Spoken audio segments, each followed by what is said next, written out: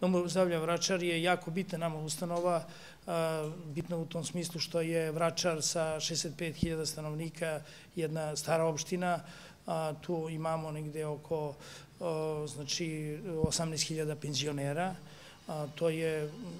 mesto gde koriste svoje usluge, zdravstvene prirode, znači bilo šta da se desi tokom praznika, tokom radnog dana, preko vikenda. Ovo je njihovo mesto gde treba prvo da se jave, pa onda, ukoliko nije to naravno i akutni infarkt miokarda i neka povreda veća, ovde je mesto gde se oni javljaju i na jedan određen način mora da se zbrine povrede i da se pacijenti leče ovde baš u domu zdravlja. Mi kao opština i ja kao predsednik i ostalom kao doktor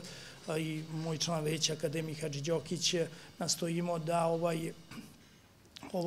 ova ustanova zdravstvena bude opremljena kako treba, da bude digitalizovana kako treba, da može da se poveže informacije istog trenutka snimljene na rengenu gore, da se poveže sa centralnim punktom gde je poslao pacijenta, na primjer internista kardiolog, da vidi kakav je nalaz rengena na plućima, kakav je ultrazvučni pregled srca, to treba sve da bude uvezano. Ovde u ovom domu zdravlja to nije, mi ćemo kao opštinsko rukovodstvo zajedno sa novim direktorom ovde, Dmitićem Miroslavom,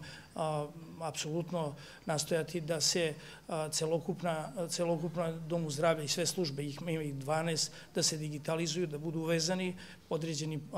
što se kaže, programom i da može da se štampa izveštaj kad se uradi, kompletno obradi brzo pacijent, da može da dobije izveštaj i da bude lista čekanja svedena, što se kaže,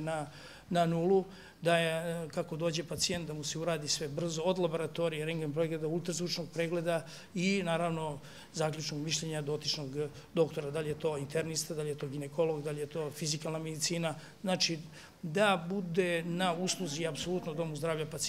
pacijentu.